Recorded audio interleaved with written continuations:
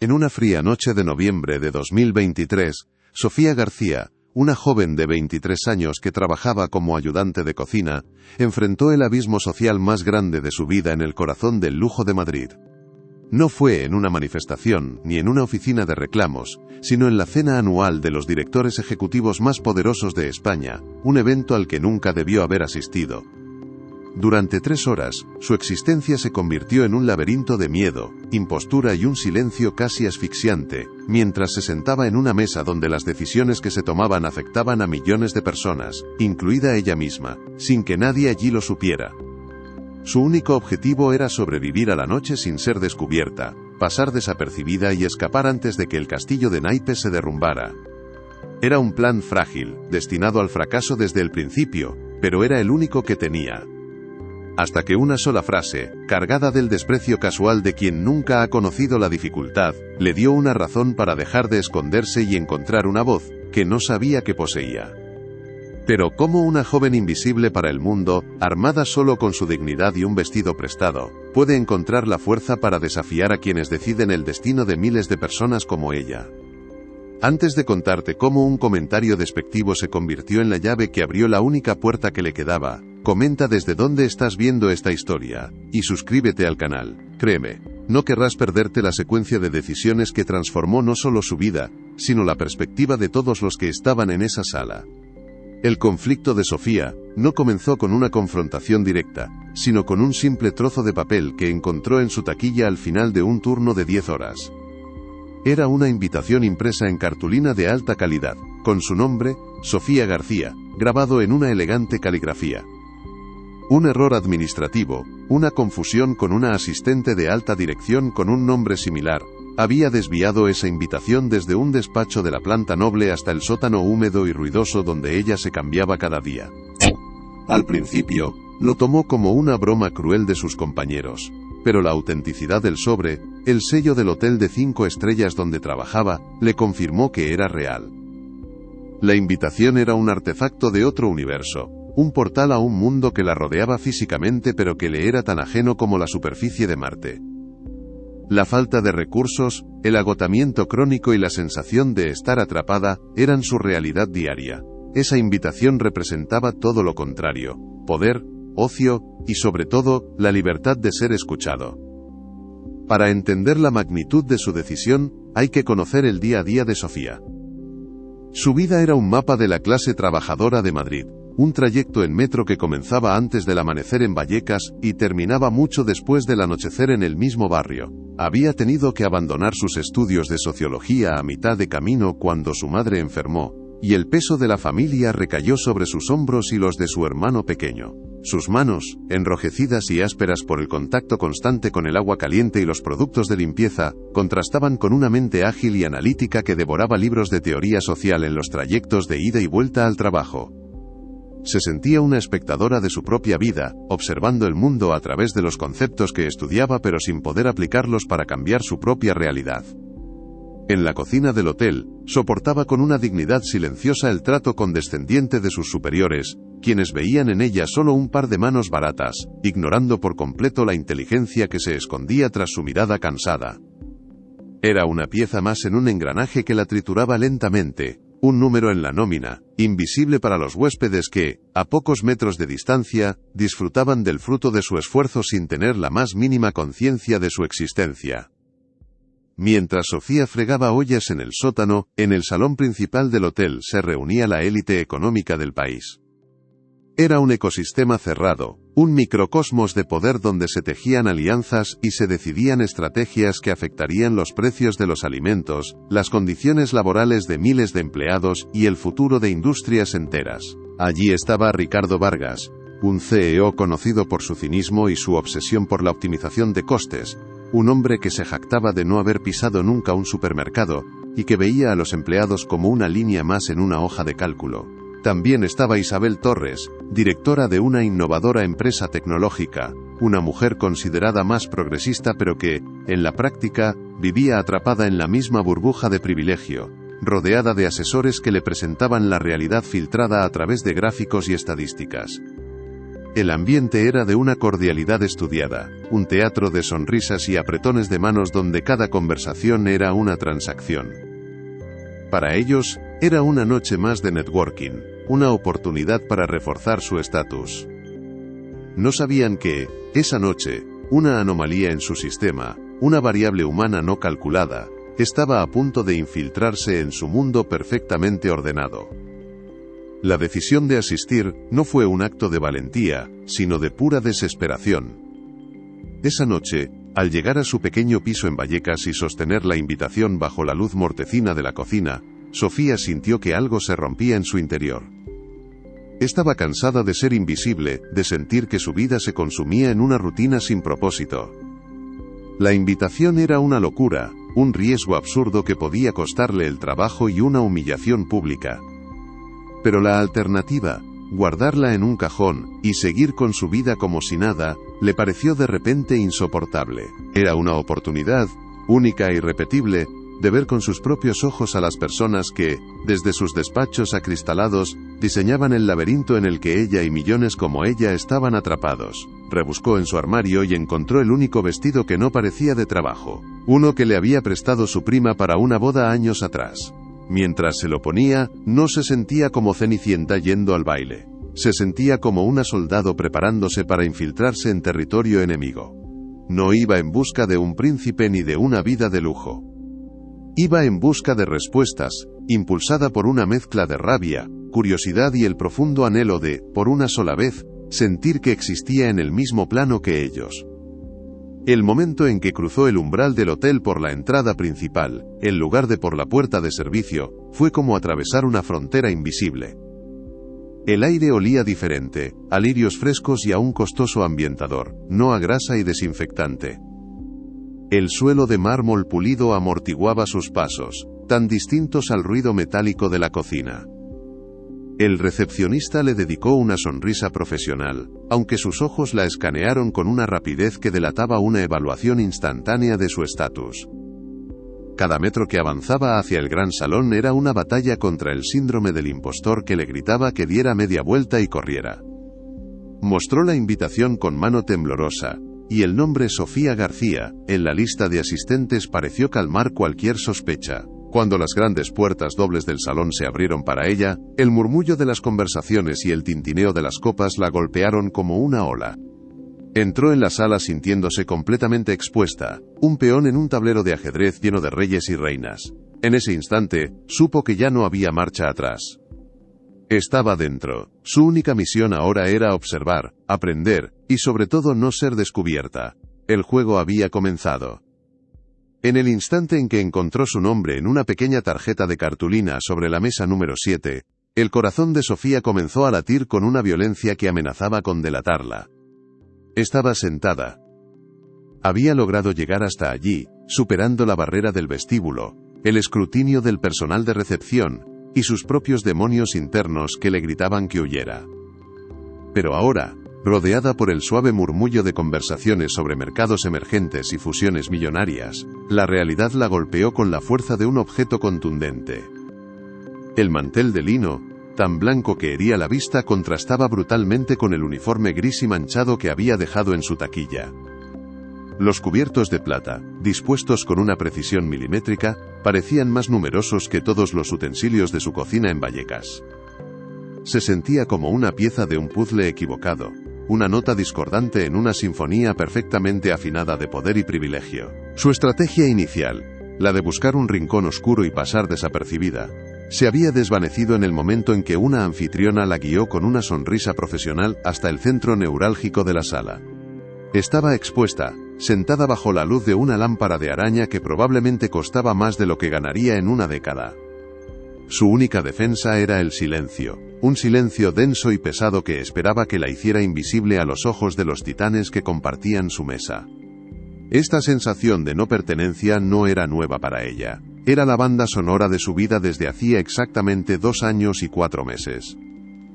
El colapso de su mundo no había sido un evento explosivo, sino una implosión silenciosa que comenzó en la consulta de un médico de la sanidad pública. El diagnóstico de su madre, una enfermedad degenerativa que requería cuidados constantes y medicación costosa, fue el veredicto que sentenció su futuro. Recuerda la noche en que tomó la decisión, sentada a la mesa de la cocina con su hermano pequeño, que intentaba parecer valiente mientras sus ojos delataban un pánico infantil. Sobre la mesa, los folletos de la universidad con las asignaturas de su tercer año de sociología, parecían artefactos de una vida pasada. No hubo un gran drama familiar, ni gritos ni reproches, solo un acuerdo tácito, una aceptación sombría de que sus sueños eran un lujo que ya no podían permitirse. Al día siguiente, con un nudo en el estómago, canceló su matrícula por internet. Cada clic del ratón se sentía como una palada de tierra sobre un ataúd. Dejó de responder a los mensajes de sus compañeros de facultad, no por orgullo, sino por la vergüenza de tener que explicar que su vida intelectual había sido reemplazada por turnos de 10 horas fregando platos. El mundo de las ideas, de los debates y del pensamiento crítico se cerró para ella, dejándola varada en la orilla de la supervivencia pura y dura. La rutina que siguió a esa renuncia se convirtió en una trituradora de cuerpo y alma. Su día comenzaba a las 5 de la mañana, con el sonido estridente de una alarma que odiaba con cada fibra de su ser. El viaje en metro era un descenso diario a un submundo abarrotado, un espacio donde los cuerpos se apretujaban en un silencio resignado, cada rostro iluminado por la luz azulada de un teléfono móvil. En el hotel, su existencia se reducía a una serie de tareas repetitivas y físicamente agotadoras. El vapor de los lavavajillas industriales le resecaba la piel, el ruido constante de la maquinaria y los gritos de los chefs se instalaron en su cabeza como un zumbido permanente, y el dolor en la parte baja de su espalda se convirtió en un compañero inseparable. Sus manos, que una vez subrayaban pasajes de libros de Pierre Bourdieu, ahora estaban enrojecidas, agrietadas y con pequeñas cicatrices de quemaduras y cortes. Cada noche, al volver a casa, sentía un agotamiento tan profundo que a veces se quedaba dormida en el metro, despertando sobresaltada varias paradas después de la suya. La frustración era una bilis amarga que le subía por la garganta. Veía a los jóvenes de su edad en las terrazas del centro, riendo, viviendo, y sentía una punzada de una envidia tan intensa que la avergonzaba. Su juventud se estaba consumiendo en ese sótano, intercambiada por un salario que apenas alcanzaba para mantener a flote a su familia. La presión financiera era una presencia constante, un fantasma que se sentaba a la mesa con ellos cada noche. Su sueldo, poco más del salario mínimo, se evaporaba antes de llegar a fin de mes. Hacía malabares con las facturas, estirando cada euro como si fuera de chicle, decidiendo qué era menos urgente: pagar la factura de la luz, o comprar una chaqueta nueva para su hermano, que crecía a un ritmo que su presupuesto no podía soportar. La enfermedad de su madre no solo trajo dolor, sino también una hemorragia económica constante, en forma de medicamentos no cubiertos por la seguridad social y adaptaciones en su pequeño piso. Esta tensión económica envenenaba el ambiente familiar.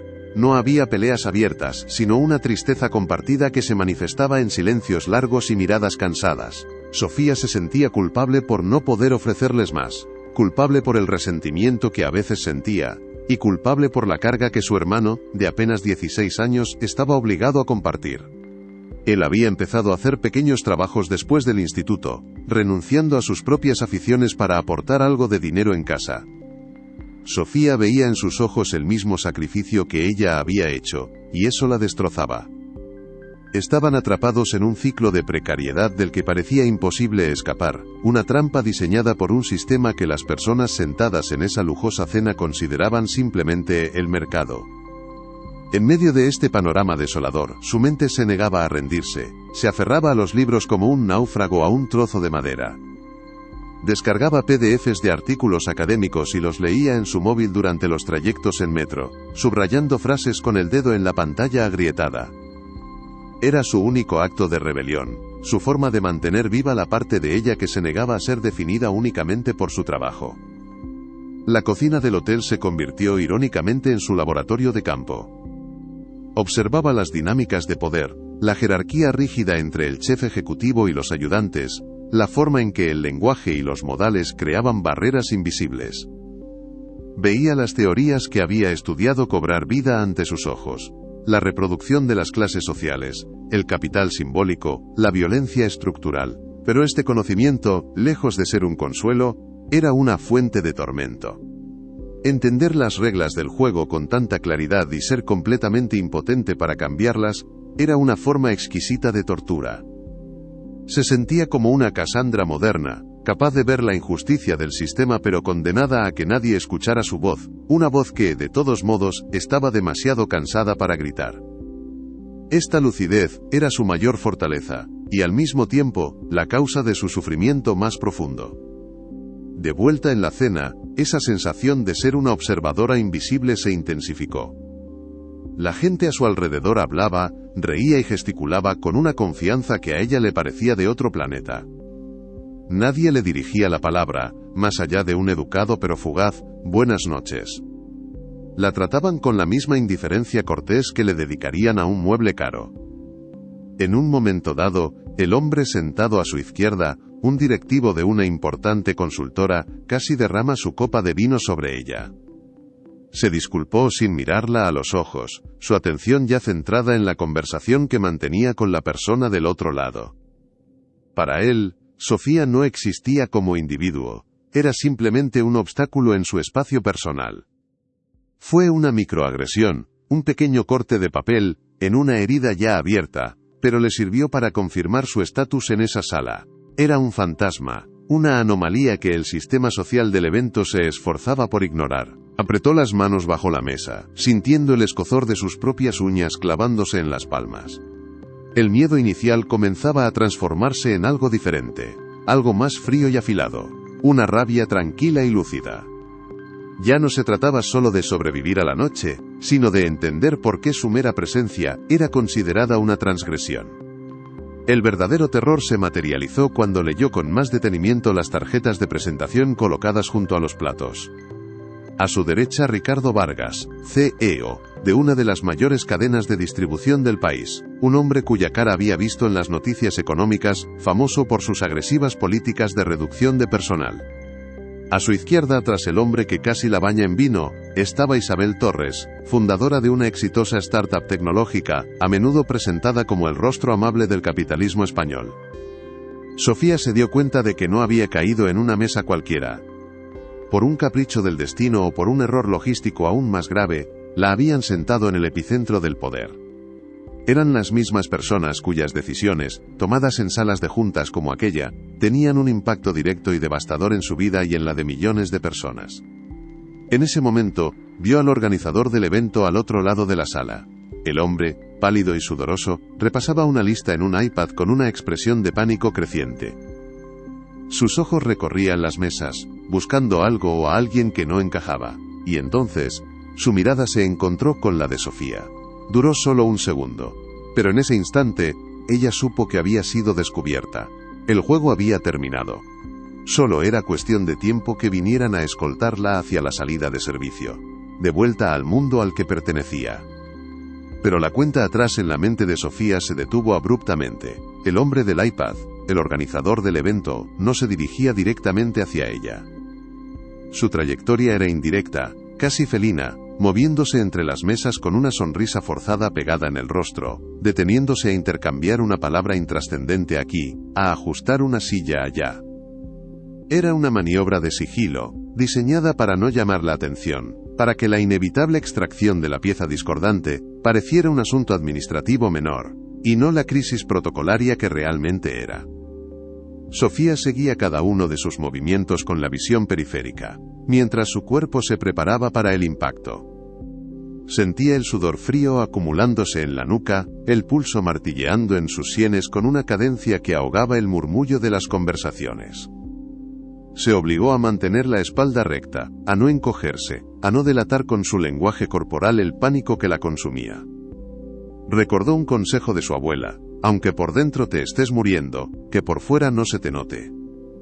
Aferrada a esa última brizna de dignidad, esperó el toque en el hombro, la frase susurrada al oído, que pondría fin a su absurda incursión en un mundo que no era el suyo. Cada segundo se estiraba hasta convertirse en una eternidad, una tortura de anticipación que era casi peor que la humillación misma. Estaba a punto de rendirse, de levantarse ella misma y caminar hacia la salida para ahorrarse el trago amargo, cuando la conversación en su propia mesa tomó un giro que lo cambió todo. Justo cuando el organizador se encontraba a solo 2 mesas de distancia, Ricardo Vargas, el CEO de la cadena de distribución, carraspeó para reclamar la atención. Se reclinó en su silla con la confianza de un hombre acostumbrado a que el mundo gire a su alrededor, y comenzó a hablar sobre su última iniciativa estratégica, un plan de expansión en barrios de renta baja. Describía el proyecto no como un servicio, sino como una conquista de un mercado sin explotar. Utilizaba un lenguaje casi militar, hablando de penetración, captura de cuota, y optimización de la cesta de la compra del consumidor de bajo poder adquisitivo. Para él, los barrios como Vallecas no eran comunidades de personas con vidas complejas, sino simplemente un conjunto de datos demográficos, una oportunidad de negocio que sus competidores habían subestimado. Sofía escuchaba, y el miedo en su interior comenzó a ser desplazado por una náusea helada. Las palabras de Vargas eran un eco perfecto de las teorías sobre la alienación y la mercantilización de la vida humana que había estudiado. Estaba presenciando en tiempo real cómo se diseñaba la arquitectura de su propia jaula. Los otros comensales asentían con la cabeza, algunos tomando notas mentales, otros añadiendo comentarios sobre la logística o el marketing. Nadie cuestionaba la premisa fundamental, que las vidas de miles de personas eran un recurso más a explotar para aumentar los márgenes de beneficio. La desconexión con la realidad era tan absoluta que resultaba grotesca. Fue entonces cuando Vargas, envalentonado por la aprobación de sus pares, pronunció la frase que actuaría como un detonador. Un directivo más joven le preguntó si no temía que la falta de poder adquisitivo limitara el éxito del proyecto. Vargas soltó una risa corta y condescendiente, un sonido que pareció llenar la mesa de una arrogancia palpable. El problema de la gente de barrio, sentenció, haciendo un gesto displicente con la mano con la que sostenía un tenedor de plata, no es la falta de oportunidades, es la falta de ambición. Se conforman con poco, nuestro trabajo es simplemente enseñarles a querer más, a aspirar a nuestros productos, aunque eso signifique que tengan que ajustar sus prioridades. El comentario cayó en la mesa como una piedra en un estanque. No fue un exabrupto, sino una declaración de principios, una ventana a la ideología que sustentaba su imperio. Para Sofía, esas palabras no fueron un insulto abstracto, fueron una bofetada directa a su madre, que luchaba cada día contra su enfermedad con una fortaleza que Vargas no podría ni imaginar. A su hermano, que sacrificaba su adolescencia por la familia. Y a ella misma, que se dejaba la piel en un sótano para que hombres como él pudieran disfrutar de cenas como aquella. La frase encapsulaba toda la injusticia, toda la ceguera, y todo el desprecio que había sentido a lo largo de su vida, condensados en una sentencia casual y cruel. En ese preciso instante, algo dentro de Sofía se rompió y se recompuso de una forma nueva y peligrosa. El miedo, que había sido su compañero constante durante las últimas horas, se desvaneció por completo. Se evaporó, dejando en su lugar una calma glacial, una lucidez tan intensa que le pareció casi sobrenatural. De repente, el organizador que se acercaba, la posibilidad de perder su empleo, la humillación pública, todo se volvió irrelevante. Se dio cuenta de que el verdadero bochorno no era estar allí por error, sino permitir que esa mentira, esa caricatura insultante de su realidad, quedara sin respuesta. El sociólogo que llevaba dentro, la estudiante que había sido obligada a abandonar sus libros, resurgió con una fuerza inesperada. Ya no era una impostora asustada en una cena de lujo, era una testigo. Una testigo con datos de primera mano, con una experiencia vivida que aplastaba la teoría arrogante de Vargas. La sala dejó de ser un escenario de poder para convertirse en su laboratorio, y la conversación, en el objeto de su análisis. Por primera vez esa noche, no se sintió inferior, se sintió esencial. Comprendió que su presencia allí, aunque accidental, no era un error, sino una oportunidad. Una oportunidad única e irrepetible de introducir una variable de realidad en una ecuación que solo contenía cifras y proyecciones. El organizador finalmente llegó a su lado. Se inclinó, su rostro una máscara de disculpa y urgencia, y susurró con la mayor discreción que pudo. Señorita García, lamento la confusión. ¿Podría acompañarme un momento, por favor?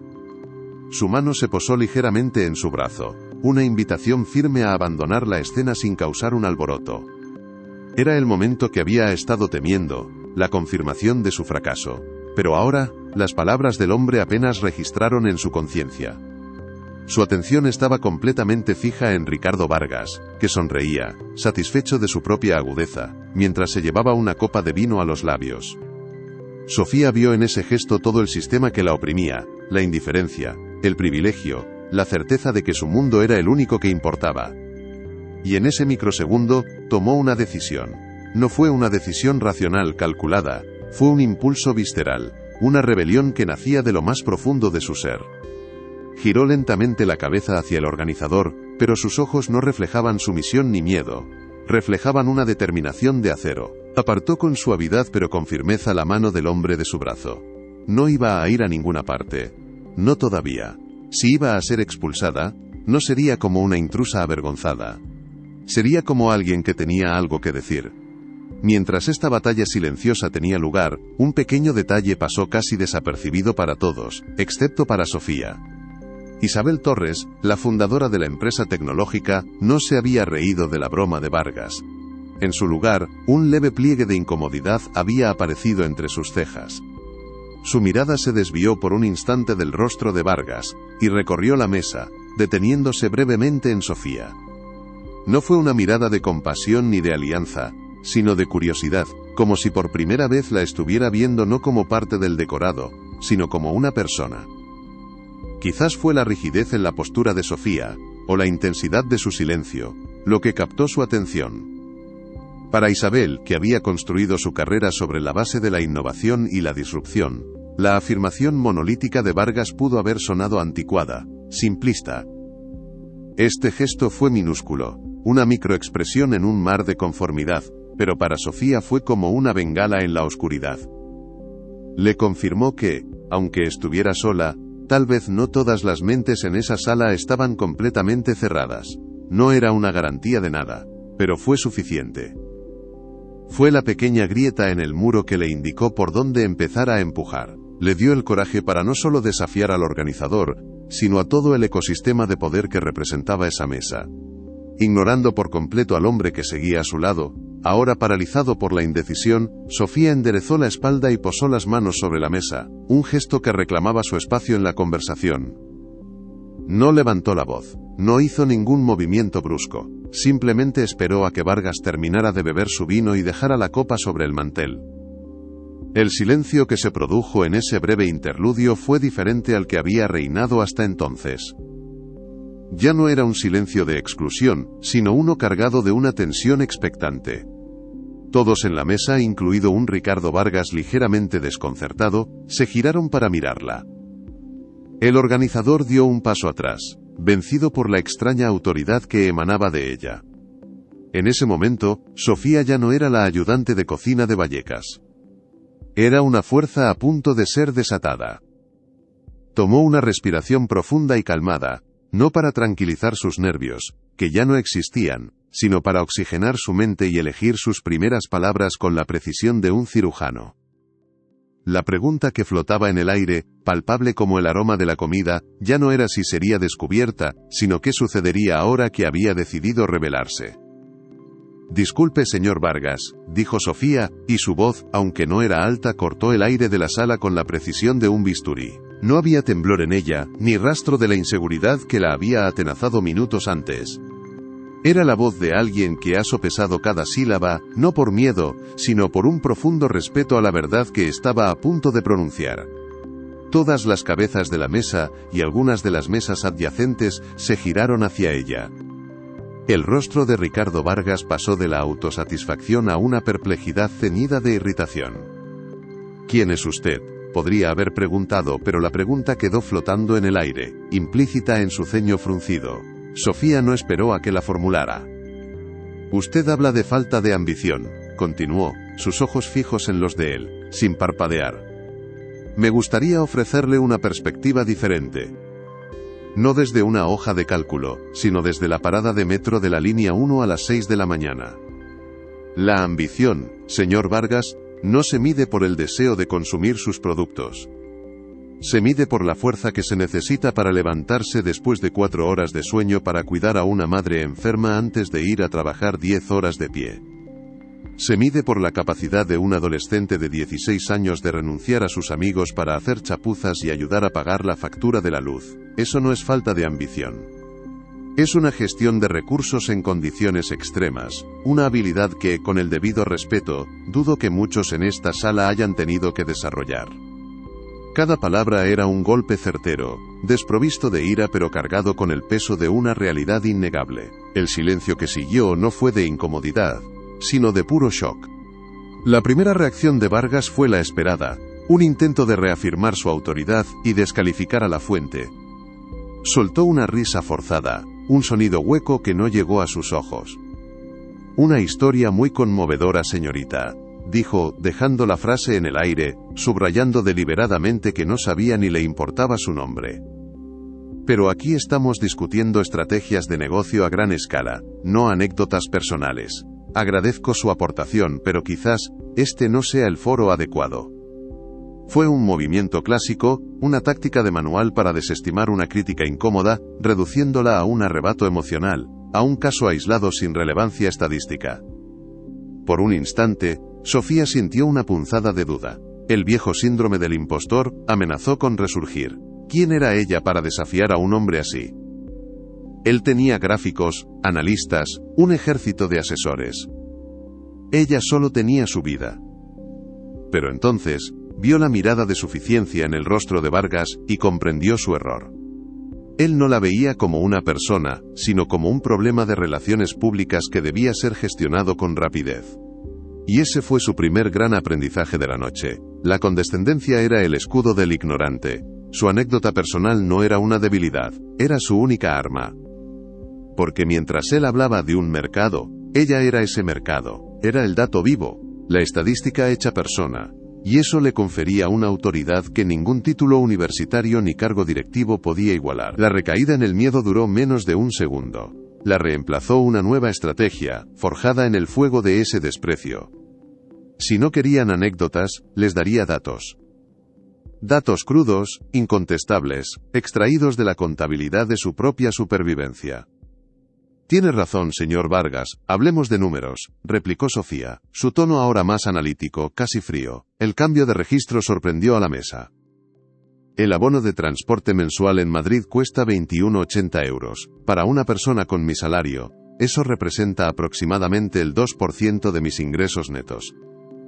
El medicamento que mi madre necesita, que no está totalmente cubierto por la seguridad social, cuesta 47 euros al mes. Eso es otro 4%. La factura media de la luz en nuestro piso de 60 metros cuadrados en Vallecas ha subido a 85 euros. Eso es casi el 8%. Sumados, estos tres gastos básicos, ineludibles, suponen un 14% de un sueldo que ya de por sí es precario. Cuando usted habla de optimizar la cesta de la compra, lo que en realidad está proponiendo es que una familia como la mía elija entre encender la calefacción en invierno o comprar fruta fresca. No es una cuestión de ajustar prioridades como usted decía, es una ecuación imposible. Su modelo de negocio no se basa en crear ambición, se basa en explotar la desesperación, y esos, señor Vargas, no son sentimientos, son hechos económicos. El impacto de sus palabras fue inmenso. Había traducido su dolor a su idioma, había convertido su vida en un informe de resultados y el balance era devastador. Fue en ese momento de tensión máxima cuando se produjo la segunda mini virada de la noche. Isabel Torres, la CEO de la empresa tecnológica, que hasta entonces había permanecido en un silencio observador, se aclaró la garganta. No se dirigió a Sofía sino a Vargas, pero su intervención cambió por completo la dinámica. Ricardo, dijo con una voz tranquila pero inquisitiva, la perspectiva que nos ofrece la señorita. Hizo una pausa y miró directamente a Sofía. ¿Cuál es su nombre? Sofía García, respondió ella, con firmeza. La perspectiva de la señorita García, continuó Isabel, plantea una cuestión de sostenibilidad que no deberíamos ignorar. Si la base de consumidores a la que nos dirigimos está operando con márgenes tan increíblemente ajustados, ¿no estamos construyendo un modelo de crecimiento sobre cimientos de arena? Un solo imprevisto, una subida de tipos de interés, una nueva crisis, y todo ese mercado sin explotar se colapsa. Quizás la pregunta no es cómo venderles más, sino cómo crear un ecosistema donde puedan prosperar. Desde un punto de vista puramente estratégico, la resiliencia del cliente es un activo. Isabel había hecho algo magistral. Había tomado el argumento de Sofía, lo había despojado de su carga emocional, y lo había reenmarcado como un problema de gestión de riesgos. Un lenguaje que todos en esa mesa entendían y respetaban. No la había defendido, pero la había legitimado.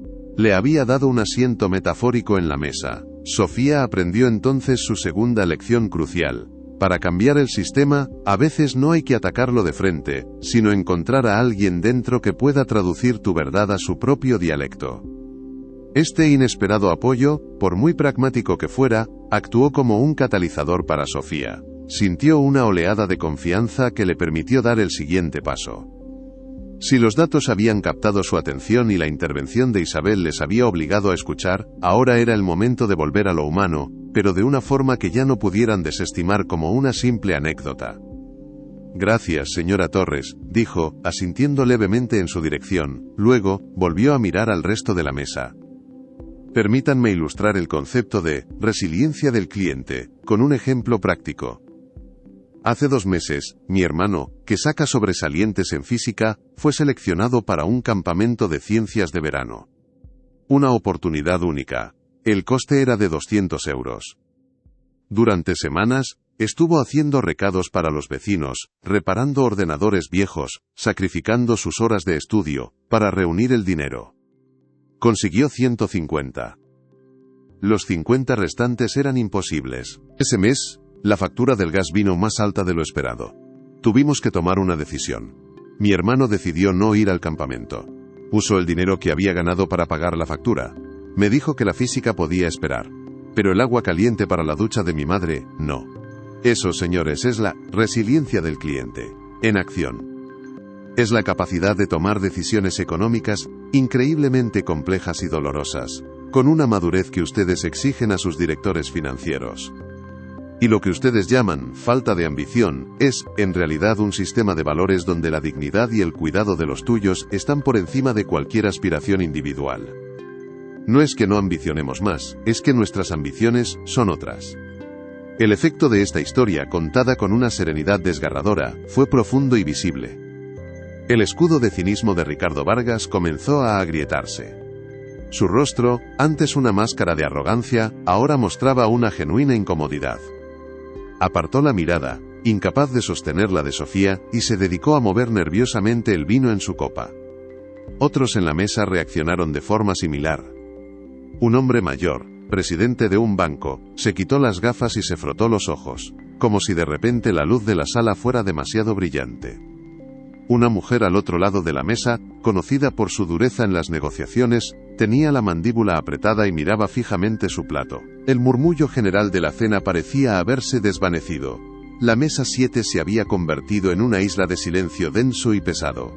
El organizador del evento, que había permanecido congelado cerca, ahora parecía un fantasma, un testigo irrelevante de una situación que se le había ido de las manos por completo. Sofía observó estas reacciones con una claridad asombrosa. Estaba presenciando en tiempo real la colisión de 2 mundos. Su verdad, simple y directa, había actuado como un disolvente, corroyendo la fachada de confianza y certeza que los rodeaba. Aprendió su tercera lección. El poder no reside solo en el dinero o el estatus, sino en la capacidad de forzar a otros a confrontar una realidad que han elegido ignorar. Y en esa sala, en ese momento, ella era la persona más poderosa.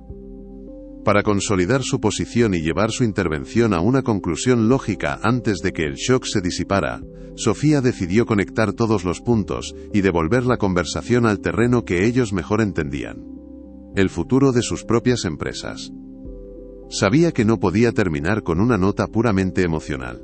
Necesitaba ofrecer una conclusión que resonara como un desafío estratégico. «No estoy aquí para pedirles compasión», afirmó, y su voz recuperó el tono analítico del principio. «Estoy aquí para advertirles. Un modelo de negocio que se basa en la precariedad de sus trabajadores y en la fragilidad económica de sus clientes no es solo éticamente cuestionable, es estratégicamente suicida. Ustedes hablan de crecimiento o de innovación de futuro, Pero el futuro no se puede construir sobre la base de una sociedad cada vez más desigual y exhausta. Las personas como mi hermano, llenas de talento y ambición real, son el futuro de este país. Son sus futuros ingenieros, sus futuros médicos, sus futuros clientes con poder adquisitivo.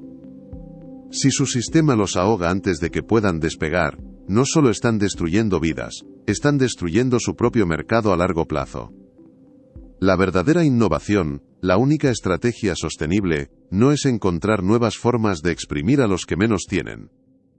Es invertir en la dignidad de las personas para que todos podamos crecer juntos. Con esta frase, Sofía no solo había defendido su mundo, había redefinido las reglas del juego del suyo, dejando a los titanes de la industria sin palabras y con una verdad incómoda que ya no podrían volver a meter en la caja. El silencio que siguió a las últimas palabras de Sofía no era un silencio normal, no era la pausa educada entre ponencias ni el murmullo expectante antes de un anuncio. Era un vacío, una ausencia de sonido tan densa y pesada que parecía tener su propia masa, una fuerza que presionaba los tímpanos y paralizaba los gestos.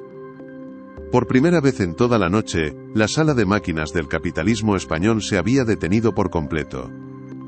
Los cubiertos permanecían inmóviles sobre los platos, las copas de vino a medio camino de los labios. Los rostros de aquellos hombres y mujeres, acostumbrados a proyectar una imagen de control y certeza inquebrantables, eran ahora un lienzo de emociones crudas y sin filtrar. Incredulidad, incomodidad, una pizca de vergüenza, y en algunos, un atisbo de algo parecido al respeto. Ricardo Vargas en particular, parecía haber encogido en su asiento. El color había desaparecido de su cara, dejando una palidez cerúlea. Su armadura de cinismo se había hecho añicos, y lo que quedaba era un hombre despojado de sus gráficos y sus proyecciones, enfrentado a una verdad humana que su modelo de negocio no podía cuantificar. La anomalía del sistema no solo se había infiltrado, había provocado un cortocircuito. Sofía no había ganado una discusión. Había cambiado la naturaleza misma de la atmósfera, introduciendo una variable que todos se habían esforzado por mantener fuera de la ecuación: la consecuencia. En ese momento, en esa mesa, la realidad había dejado de ser un concepto abstracto para convertirse en una presencia ineludible. Con una calma que contrastaba violentamente con el caos emocional que había desatado, Sofía se puso lentamente en pie. No hizo ningún gesto brusco ni dirigió una última mirada de triunfo a sus interlocutores. Su misión, la que se había autoimpuesto en el instante en que decidió hablar, había terminado. No había venido a buscar un trabajo, ni a pedir clemencia, ni siquiera a humillar a quienes la humillaban a diario con su indiferencia. Había venido, sin saberlo, a devolverles una imagen de sí mismos que no querían ver. Y lo había conseguido. Recogió el modesto bolso que había dejado en el suelo, un gesto cotidiano que en ese contexto adquirió una solemnidad casi ritual. Era el final de su incursión en territorio enemigo. No esperaba nada de ellos. Su victoria no dependía de su aprobación o de su arrepentimiento. Su victoria era intrínseca, había consistido en encontrar su voz y usarla. En transformar años de frustración y silencio en un argumento de 3 minutos, tan afilado y preciso que había perforado décadas de autoengaño colectivo. Al darse la vuelta para marcharse no se sentía como una intrusa expulsada, sino como una mensajera que había entregado su misiva. El resto ya no era asunto suyo. Su único deseo ahora era volver a su mundo, a su piso en Vallecas, a la reconfortante y dura realidad que, por primera vez, no sentía como una prisión, sino como su mayor fuente de fortaleza. Su camino hacia la salida fue un pasillo invisible abierto por el asombro. Nadie se movió para detenerla. El organizador del evento, que había sido un espectro de pánico durante toda la intervención, ahora la miraba con una expresión indescifrable, una mezcla de terror profesional y admiración personal. Los camareros, sus compañeros de gremio, que habían seguido la escena desde la distancia, la observaban con los ojos muy abiertos, reconociendo en ella una valentía que ellos nunca se habrían atrevido a mostrar. Cada paso que daba sobre la alfombra de lujo era una afirmación de su propia valía. Había entrado por la puerta principal sintiéndose una impostora, un fraude a punto de ser descubierto. Ahora salía por esa misma puerta sintiéndose más auténtica y poderosa que nunca. No era el vestido prestado, ni el entorno opulento, lo que la definía. Era la verdad que llevaba dentro, una verdad que había demostrado ser más valiosa que todas las fortunas acumuladas en esa sala. La sensación que la embargaba no era de euforia, sino de una profunda y serena liberación. Era la sensación de haber saldado una deuda consigo misma, de haber honrado a la estudiante de sociología que tuvo que abandonar sus sueños, a su madre luchadora y a su hermano resiliente. Había hablado por todos ellos, por todos los invisibles, y eso era suficiente. Pero la historia no había terminado. Mientras Sofía se acercaba a las grandes puertas de madera del salón, un movimiento a sus espaldas rompió el hechizo. Isabel Torres se había levantado de la mesa. Con un gesto rápido y decidido, se excusó ante sus compañeros de mesa, que la miraron con sorpresa, y caminó con paso firme tras Sofía. No había duda en su movimiento. Era la acción de una líder que ha identificado una oportunidad crítica, y no está dispuesta a dejarla escapar. Para Isabel, lo que acababa de presenciar no era un simple arrebato emocional, era una clase magistral de comunicación. Un análisis de mercado en tiempo real entregado con una autenticidad imposible de replicar por ninguna consultora. Había visto en Sofía no a una víctima, sino a un activo estratégico.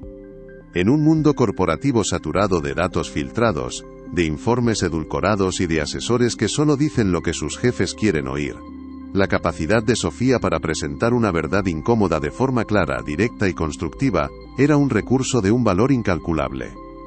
Era la pieza que le faltaba a su propia empresa, el control de realidad que podría evitar que su organización cayera en la misma ceguera arrogante que acababa de presenciar en Ricardo Vargas. Su decisión no fue un acto de caridad, fue una inversión. Señorita García, espere. La voz de Isabel Torres era firme pero no autoritaria.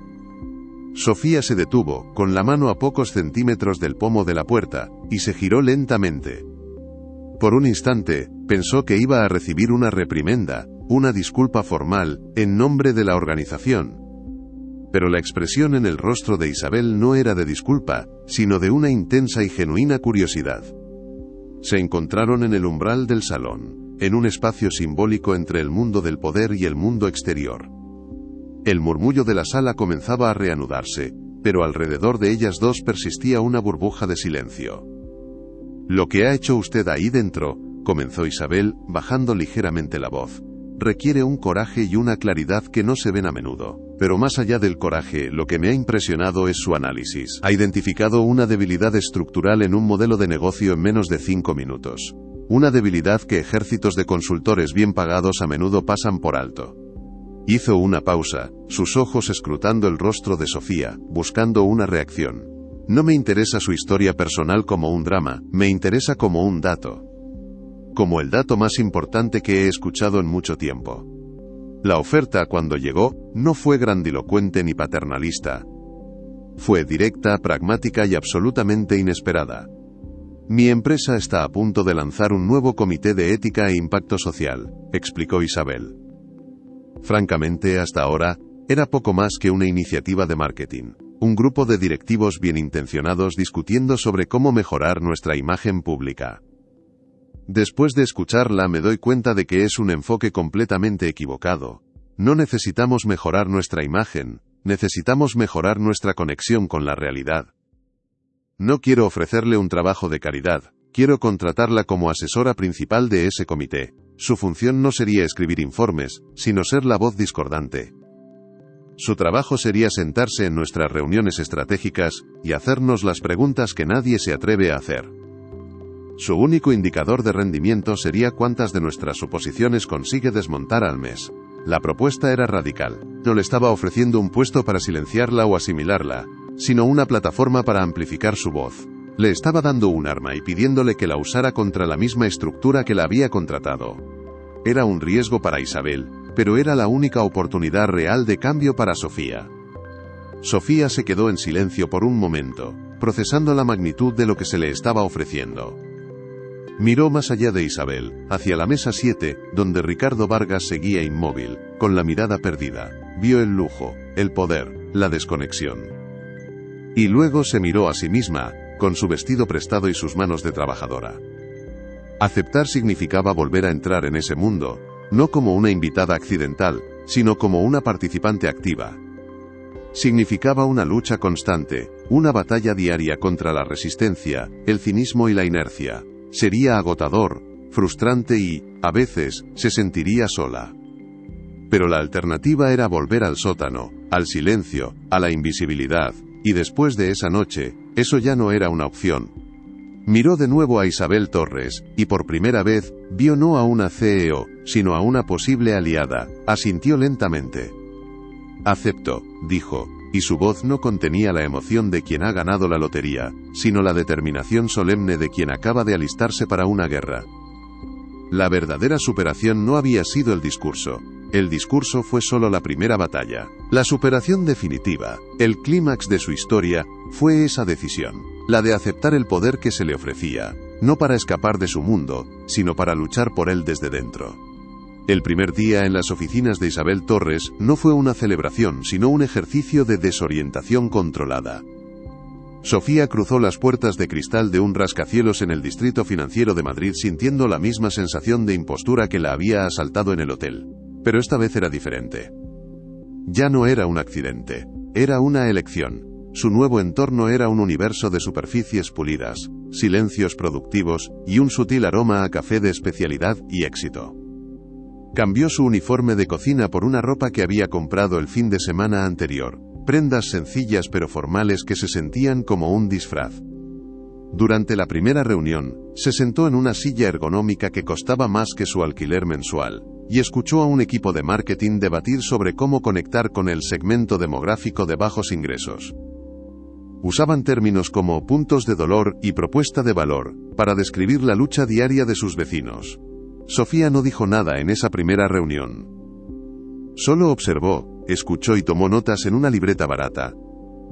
Su silencio ya no era el de una intrusa asustada, sino el de una antropóloga estudiando una tribu desconocida. Sabía que su valor no residía en adoptar su lenguaje, sino en desafiarlo. Su primer objetivo no era encajar, sino entender a fondo la maquinaria que ahora tenía la tarea de ayudar a redirigir desde dentro. La batalla no había terminado en la cena, simplemente había cambiado de escenario, y las armas ahora eran hojas de cálculo, presentaciones de PowerPoint, y la persistencia de una verdad incómoda. Las consecuencias de su nueva vida se manifestaron de inmediato en su pequeño piso de Vallecas. La primera nómina, 3 veces superior a la que recibía en el hotel, llegó como una bocanada de aire fresco en una habitación cerrada durante años. Por primera vez, pudo comprar toda la medicación de su madre para el mes entero, sin tener que hacer malabares con las facturas. Llenó la nevera con fruta y verdura fresca, un lujo que antes se permitían con cuentagotas. Su hermano la miraba con una mezcla de orgullo y extrañeza. Veía a su hermana salir cada mañana vestida de una forma que nunca antes había visto, hablando por teléfono de conceptos que sonaban a otro idioma. La dinámica familiar cambió.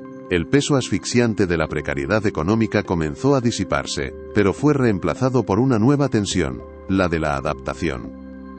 Sofía llegaba a casa mentalmente exhausta, con la cabeza llena de estrategias corporativas y batallas burocráticas. Intentaba explicarle su día, pero se daba cuenta de la brecha que se estaba abriendo. ¿Cómo traducir la resistencia pasiva de un director de departamento a su madre, cuya única preocupación era si Sofía estaba comiendo bien? El dinero había solucionado los problemas de supervivencia, pero ahora enfrentaban un desafío más sutil, el de aprender a navegar juntos por el nuevo mapa de sus vidas, asegurándose de que el éxito de una no los distanciara como familia. Su papel en la empresa se definió rápidamente como la voz de la realidad.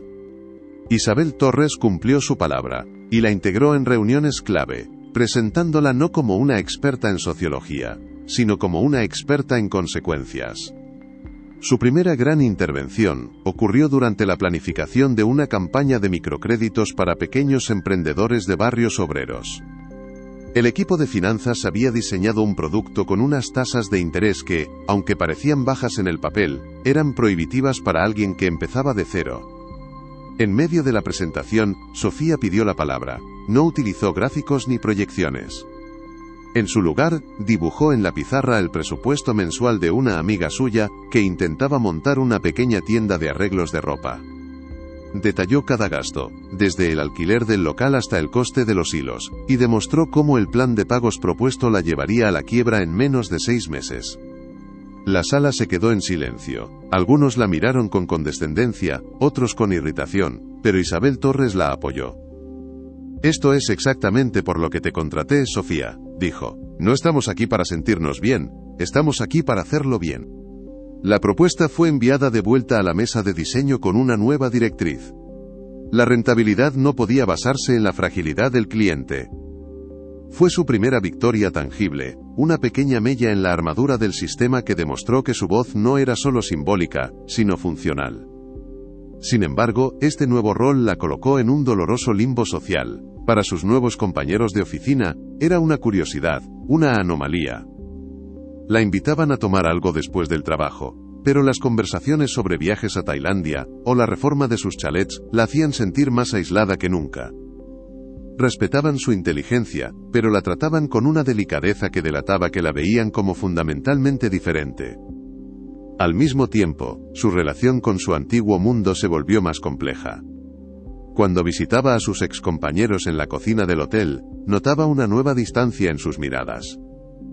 Se alegraban sinceramente por ella, pero ya no era una de ellos. «¿Cómo es la vida en las alturas?», le preguntaban en broma, una broma que escondía una barrera real e insalvable. Se encontró atrapada entre dos mundos, sin pertenecer del todo a ninguno. Esta soledad se convirtió en su carga más pesada, pero también en su herramienta más afilada. Le impedía dejarse seducir por completo por la burbuja corporativa, y la obligaba a mantenerse anclada a la realidad que había jurado representar. Comprendió que ser un puente significaba aceptar vivir permanentemente sobre el abismo, conectando dos orillas, sin tener un lugar propio en ninguna de ellas. Era el precio de su nueva influencia, un peaje emocional que pagaba cada día en silencio. El punto de inflexión, el momento que dio sentido a toda su lucha, llegó 8 meses después. Impulsada por Sofía, la fundación de la empresa de Isabel Torres lanzó un programa de becas de excelencia para jóvenes de entornos desfavorecidos que quisieran cursar carreras de ciencias y tecnología. La iniciativa se llamó Proyecto Amplitud, un nombre que la propia Sofía sugirió. El primer becado seleccionado por un comité independiente por sus méritos académicos excepcionales fue su propio hermano. La noche de la ceremonia de entrega, Sofía subió al estrado no como la asesora de la empresa, sino como la hermana del galardonado. Miró a su hermano, sentado en primera fila junto a su madre, que lloraba en silencio, y vio el círculo completarse. El sacrificio que él había hecho, renunciando al campamento de ciencias para pagar la factura del gas, se había transformado en una oportunidad mucho mayor, una que ahora beneficiaría a decenas de jóvenes como él. No era caridad, era justicia poética, era la prueba tangible de que un sistema, por muy rígido que sea, puede ser modificado si se le introduce la variable correcta. Esa noche, al ver el diploma en las manos de su hermano, Sofía entendió que su trabajo no consistía solo en señalar lo que estaba mal, sino en crear activamente las estructuras para que las cosas pudieran ir bien. Su victoria ya no era solo personal, se había convertido en un legado. Hoy, Sofía García sigue caminando por el alambre entre esos dos mundos. Ya no lleva un vestido prestado, pero nunca ha olvidado la sensación de no pertenecer. Su oficina tiene vistas panorámicas de Madrid, pero en su escritorio siempre hay una pequeña foto de la cocina de su piso en Vallecas, un recordatorio constante de su verdadero norte. Se ha convertido en una figura respetada dentro de la empresa, no siempre querida, pero sí escuchada. Ha aprendido a navegar por las complejidades de la política corporativa, sin perder la crudeza de su verdad. Su historia no es un cuento de hadas sobre una cenicienta que encuentra a su príncipe en el mundo empresarial. Es el relato de una traductora, una mujer que aprendió a hablar el idioma del poder para contarle una historia que no quería oír, la historia de aquellos a quienes el poder había olvidado. Su mayor logro no fue el discurso de aquella noche, sino cada día que siguió, cada reunión en la que se negó a permanecer en silencio, demostrando que la verdadera transformación no es un evento único, sino un compromiso inquebrantable. Si crees que ninguna lucha debe ser solitaria y que cada pequeña victoria importa, comparte esta historia. Suscríbete para conocer más casos reales de superación. Gracias por escuchar. La historia de Sofía García no terminó aquella noche en el hotel, ni con la firma de un contrato. Esos fueron solo el prólogo y el primer capítulo.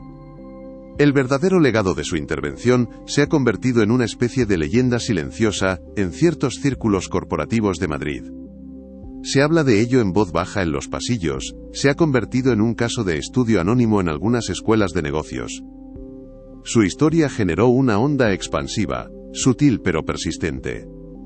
Algunas empresas, inspiradas por el éxito y la autenticidad que el proyecto Amplitud le dio a la compañía de Isabel Torres, comenzaron a buscar a sus propias Sofías. Crearon consejos asesores con personas ajenas al mundo empresarial, líderes vecinales, trabajadores sociales, personal de primera línea. Empezaron a entender que la diversidad no era solo una cuestión de género o etnia, sino también de experiencia de vida. El impacto más profundo fue la introducción de un nuevo concepto en su léxico, la validación de la realidad. Antes de lanzar un nuevo producto o servicio dirigido a un sector vulnerable, algunos directivos jóvenes ahora se hacen una pregunta interna que se conoce extraoficialmente como el test Sofía García. ¿Resistiría esta estrategia el escrutinio de alguien que vive las consecuencias de nuestras decisiones? No es una revolución, pero es una grieta en el muro de la indiferencia, una grieta por la que poco a poco empieza a filtrarse la luz de la empatía. Es la prueba de que una sola voz, armada con una verdad incontestable, puede cambiar no solo una conversación, sino el propio lenguaje con el que se construye el poder. Para la propia Sofía, la transformación más profunda ha sido interna.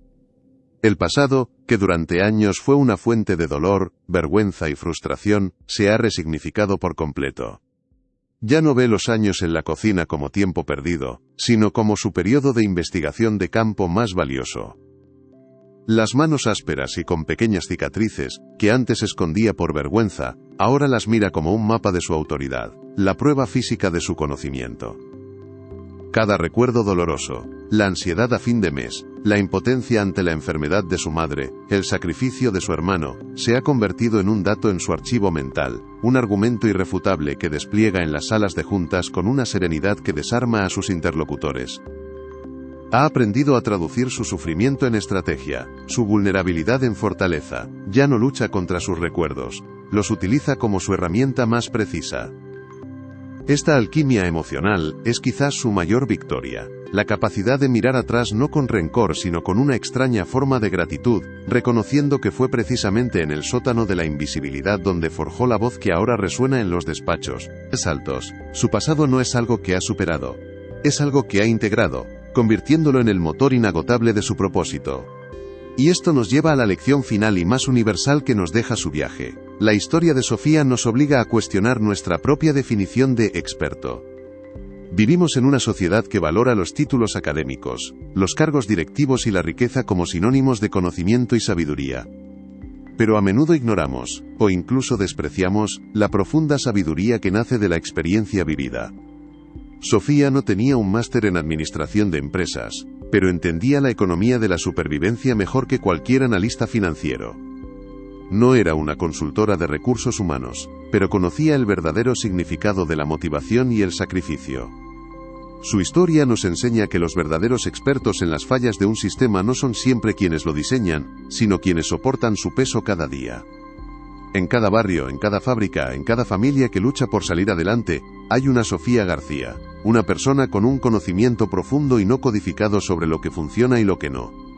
Su legado es un recordatorio de que la información más valiosa no siempre se encuentra en los informes de mercado, sino en las historias de vida de aquellos a quienes el mercado suele ignorar. Es una invitación a escuchar, a buscar esas voces, y a entender que la verdadera inteligencia colectiva solo se alcanza cuando todas las formas de conocimiento son respetadas y tenidas en cuenta.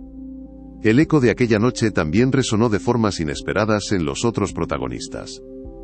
Ricardo Vargas no se convirtió en un filántropo de la noche a la mañana, pero la humillación pública y la posterior conversación en la industria lo obligaron a ser más cauto. Su agresivo plan de expansión en barrios obreros fue discretamente reformulado, suavizando sus condiciones más predatorias. El incidente se convirtió para él en una lección sobre la óptica y el riesgo reputacional, no necesariamente sobre la humanidad, pero incluso ese cambio pragmático tuvo un impacto positivo en miles de personas. Isabel Torres, por su parte, vio su audaz apuesta recompensada.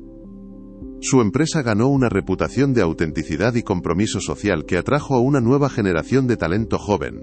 Gente que no solo buscaba un buen sueldo, sino también un trabajo con significado.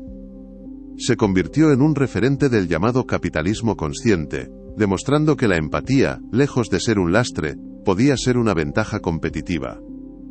La cena, que estaba destinada a ser un evento más en el calendario del poder, se transformó en un punto de inflexión, un catalizador que, aunque no derribó el sistema, sí obligó a muchos de sus arquitectos a examinar los cimientos sobre los que estaban construyendo sus imperios. Demostró que incluso en los ecosistemas más cerrados, una sola voz honesta puede actuar como un virus, infectando el ambiente con una duda necesaria, y, a veces, incluso con un cambio real. Aquella noche en una sala donde todo tenía un precio, una joven sin nada les enseñó el verdadero valor de la realidad, demostrando que la voz más poderosa no siempre es la que grita desde la cima, sino la que susurra la verdad desde la base.